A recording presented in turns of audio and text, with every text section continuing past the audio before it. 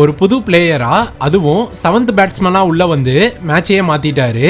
Kolkata night ரைடர்ஸ்க்கும் Lucknow super ஜெயின்ஸ்க்கும் நடந்த மேட்ச்ல என்னென்ன நடந்துச்சுங்கிறத ஒரு சின்ன ஹைலைட்ஸா பாத்திரலாம். வீடியோக்குள்ள போறதுக்கு முன்னாடி சேனலை சப்ஸ்கிரைப் பண்ணிக்கோங்க.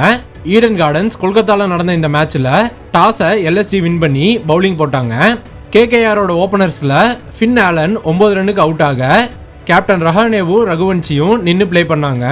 இதுல ரஹானே 41 ரன்ஸும் ரகுவன்சி 45 ரன்ஸும் அடிச்சாங்க. பின்னாடி வந்த கிரீன் 32 ரன்ஸும் பர்வல் 39 ரன்ஸும் அடிச்சு டீம் ஸ்கோரை 181ல முடிச்சாங்க. 182ங்கிற டார்கெட்டை சேஸ் பண்ண வந்த எல்எஸ்ஜியில் ஓப்பனர்ஸ் யாரும் பெருசா கிளிக் ஆகல. இம்பாக்ட் பிளேயரா உள்ள வந்த ஆயுஷ் பதனி தான் 52 ரன்ஸ் அடிச்சாரு. கடைசியா 7th பேட்ஸ்மேனா உள்ள வந்த புது பிளேயர் தான் முகுல் சௌத்ரி. ஸ்டார்டிங்ல ஸ்லோவா ஸ்டார்ட் பண்ணி பின்னாடி ஹிட் பண்ண ஆரம்பிச்சிட்டாரு. 7 6 2 4ஓட 54 ரன் அடிச்சு லாஸ்ட் பாலில் மேட்சை வின் பண்ணி கொடுத்துட்டாரு.